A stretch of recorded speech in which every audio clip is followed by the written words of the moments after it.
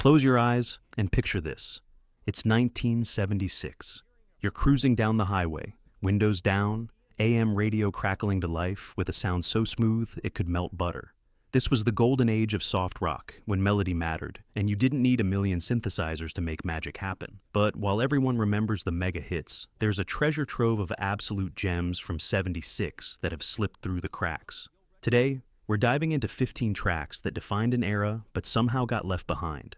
Trust me, by the end of this video, your playlist is going to look completely different. Let's get into it. Kicking off at number 15, we have Chicago with If You Leave Me Now. If you leave me now, you'll take away the big. While this became their first #1 hit and won them a Grammy, it's often overlooked because die-hard fans consider it the moment Chicago went soft. Written by bassist Peter Cetera, this marked a dramatic departure from Chicago's jazz rock fusion roots. The song features one of the most achingly beautiful flugelhorn solos ever recorded, courtesy of Lee Loughnane. Recorded at Caribou Ranch Studio in Colorado, there's a vulnerability here that was unprecedented for a band known for their brass-heavy arrangements. The song spent 2 weeks at #1 on the Billboard Hot 100 and became an international sensation. The production is sparse by Chicago standards, just acoustic guitar, bass, drums, that iconic flugelhorn, and Cetera's yearning vocal. The band initially considered it too sentimental, but thankfully, cooler heads prevailed. Sometimes less really is more. At number 14, we have Nazareth's Love Hurts, a cover that somehow became more famous than the original. Love hurts, love scars. Originally written by Boudleaux Bryant and first recorded by the Everly Brothers in 1960, it sat relatively dormant until these Scottish rockers transformed it in 1974, though it didn't become a major hit until 1976. What Nazareth did with this song is nothing short of alchemy. Dan McCafferty's raspy, whiskey-soaked vocals transformed a country ballad into a power ballad blueprint. The arrangement starts minimal, with gentle guitar work, but builds into an emotional crescendo that feels like your heart is being put through a wringer. The track appears on their album, Hair of the Dog, and reached number 8 on the Billboard Hot 100. McCafferty's vocal performance is raw and unpolished in all the right ways, standing in stark contrast to the smooth vocalists dominating soft rock at the time. This is a broken heart set to music, and every crack in his voice sells that pain authentically. Lucky number 13 brings us Maxine Nightingale, and right back where we started from. A disco-infused soft rock confection that's pure joy distilled into 3 minutes. Written by Pierre Tubbs and J. Vincent Edwards, this represents that beautiful moment when disco, soul, and soft rock were happily coexisting. Nightingale, a British soul singer with theatrical training, recorded this in 1975, but it exploded in early 1976, reaching number 2 on the Billboard Hot 100. The production is immaculate, featuring layers of strings, a tight rhythm section, and Nightingale's powerful yet controlled vocals that soar without ever feeling strained. What makes this track special is its unabashed optimism about rekindled romance. The arrangement showcases sophisticated production values, with the Wrecking Crew creating a sound that was both radio-friendly and musically substantial. The song has enjoyed multiple revivals in films like Swingers, but it deserves more recognition as a perfect example of how disco elements could enhance rather than dominate a pop song. At number 12, we have Mary McGregor's Torn Between Two Lovers.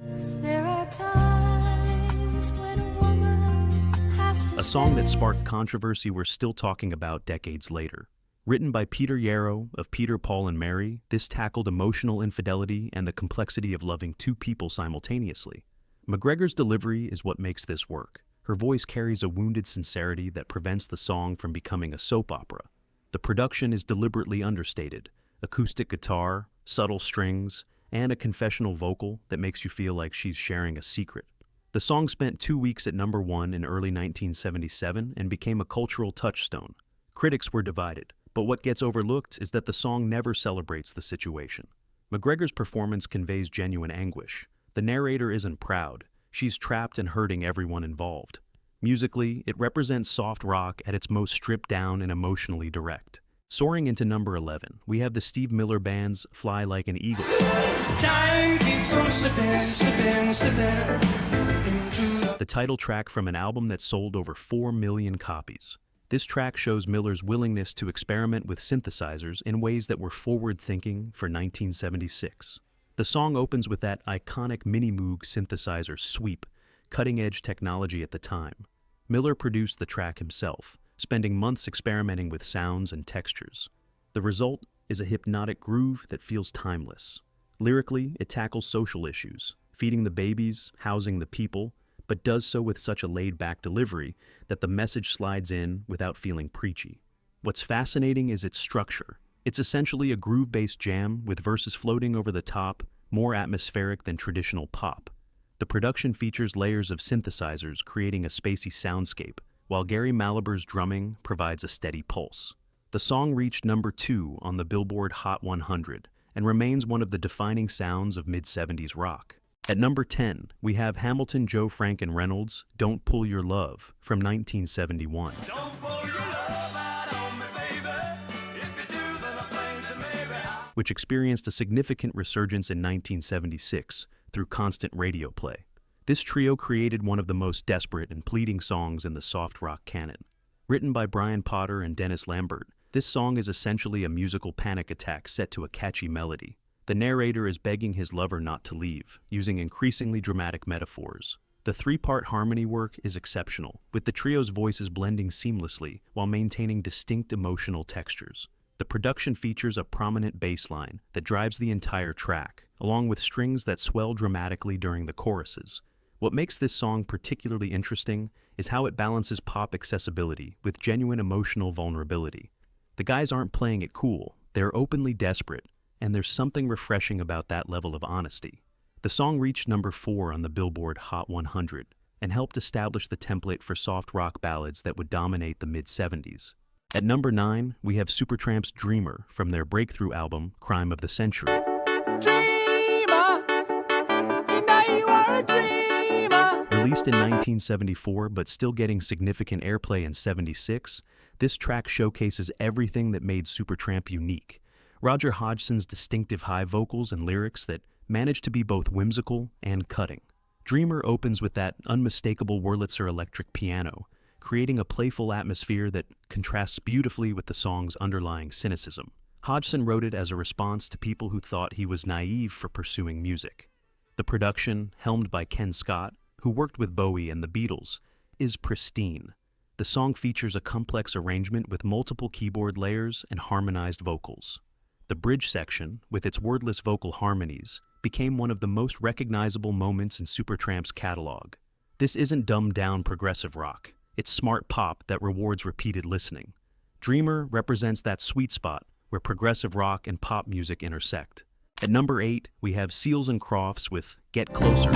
Darling, if you want me to see The title track from their 1976 album. Jim Seals and Dash Crofts had already established themselves as soft rock royalty with Summer Breeze, but Get Closer showed a more mature, sensual side of their songwriting. The production is luxurious, featuring lush string arrangements and a rhythm section that's funkier than typical Seals and Crofts fare. The duo's trademark harmonies are deployed strategically, creating moments of intimacy and warmth. What makes Get Closer special is its restraint. In an era when many soft rock productions were moving toward excess, this track finds its power in what's not played. Lyrically, it's a straightforward invitation to intimacy, but delivered with such sincerity that it never feels cliched. The album reached number 7 on the Billboard 200, and this title track represents the duo at their commercial and artistic peak. Gorgeous melodies, impeccable harmonies, and production that serves the song. Lucky number 7 brings us Hall & Oates' Sara Smile. So baby, with a woman's eye. A song that launched one of the most successful duos in music history. Written by Daryl Hall about his then-girlfriend Sarah Allen, who would co-write many of the duo's biggest hits. This track is intimacy bottled and sold. The song's genius lies in its simplicity. Hall's vocal performance is remarkably restrained, almost conversational, while John Oates provides subtle guitar and backing vocals. The production is stripped down, primarily piano, guitar, and minimal rhythm section. There's a demo-like quality that works entirely in its favor, making you feel like you've stumbled upon something private. Released in 1975, but peaking in early 1976, it reached number 4 on the Billboard Hot 100. It established Hall & Oates as songwriters capable of genuine emotional depth. The chord progression is sophisticated, borrowing from jazz while remaining accessible. Hall's vocal delivery influenced countless singers, that combination of power and vulnerability, technique and emotion. This is what love sounds like when it's real and terrifying. At number 6, we're taking a deep cut with the band's Whispering Pines from their 1969 self-titled album, If you find me in a blue, which experienced renewed interest in 1976 following their farewell concert, The Last Waltz. This track showcases Richard Manuel's achingly beautiful vocals and represents the band at their most emotionally vulnerable. Written by Manuel and Robbie Robertson, this is a meditation on loneliness, wrapped in an arrangement that's both sparse and rich. The production features a distinctive organ from Garth Hudson that creates an almost church-like atmosphere, while Manuel's piano provides the melodic foundation. What makes this recording special is the sense of space and sadness that permeates every measure. Manuel's vocal performance is considered one of his finest. There's a fragility in his voice that's heartbreaking. While Whispering Pines was never a single, it gained recognition as one of the band's most beautiful compositions. The 1976 connection comes from renewed interest in their catalog, following their farewell concert announcement that November. At number 5, we have the Bee Gees' You Should Be Dancing. And yes, this is disco, but hear me out.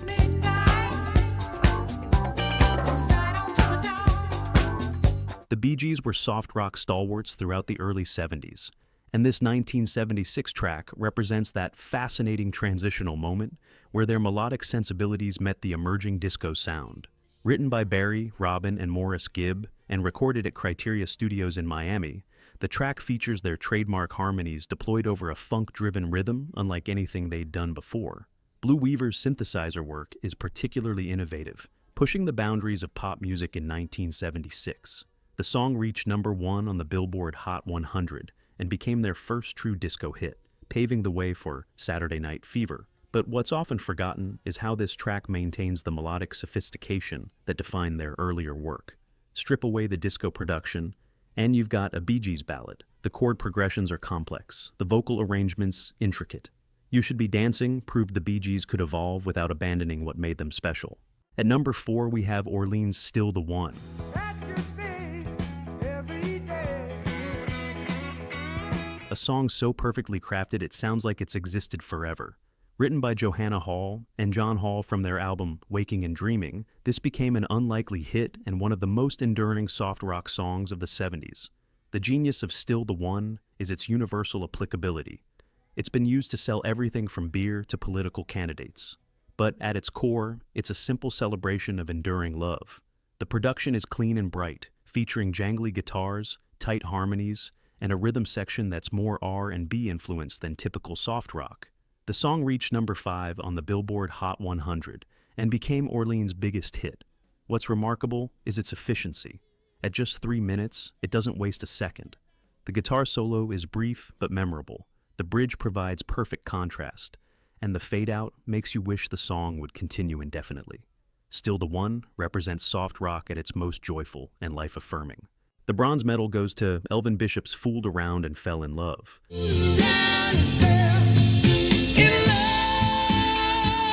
Featuring the incredible vocals of Mickey Thomas, who would later join Jefferson Starship.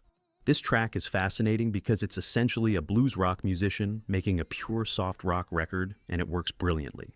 Written by Bishop himself, the song tells the story of a player who unexpectedly falls in love, with an authenticity that comes from Bishop's own experiences.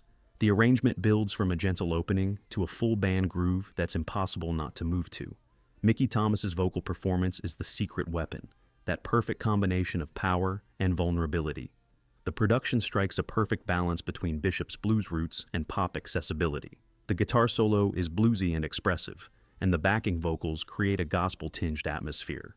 Fooled Around and Fell in Love reached number 3 on the Billboard Hot 100 and became Bishop's only major pop hit.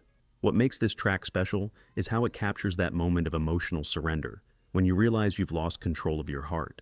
At number 2, we have Players' Baby Come Back.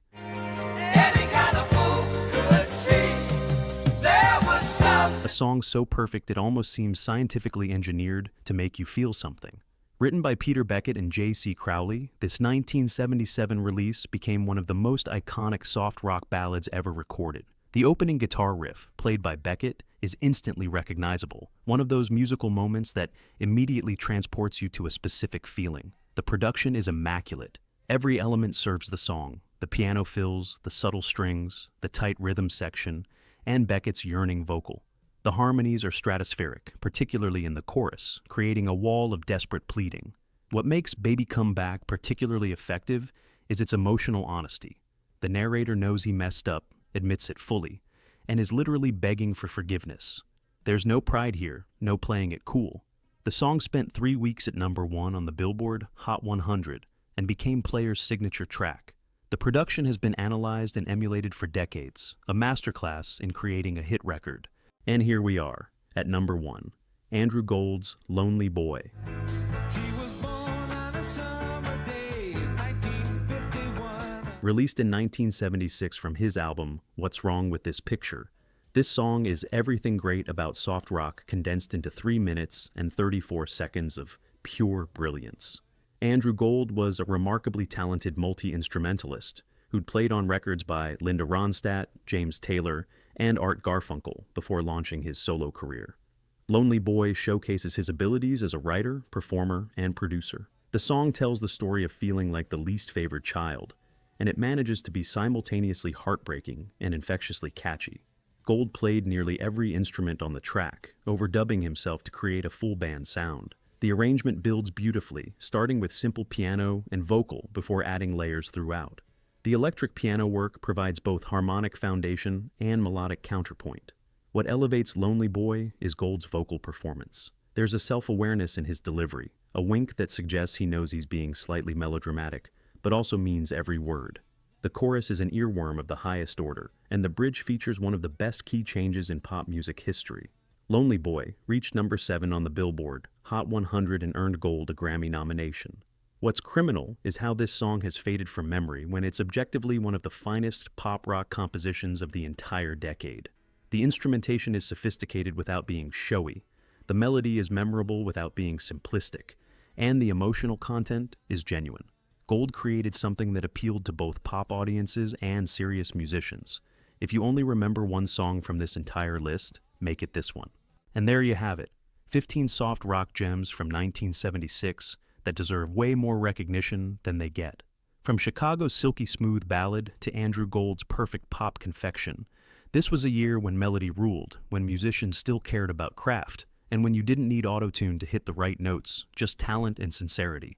Now, I know some of you are probably saying, but what about this song or that song? And you're right, we could make 10 more lists and still not cover everything amazing from '76. That's the beauty of this era. If you enjoyed this deep dive, hit that like button, subscribe to the channel, and drop a comment telling me which of these songs you're adding to your playlist. Better yet, tell me which forgotten soft rock gem I missed. Until next time, keep those windows down, keep that radio on, and remember, soft rock isn't a guilty pleasure, it's just pleasure. Peace out.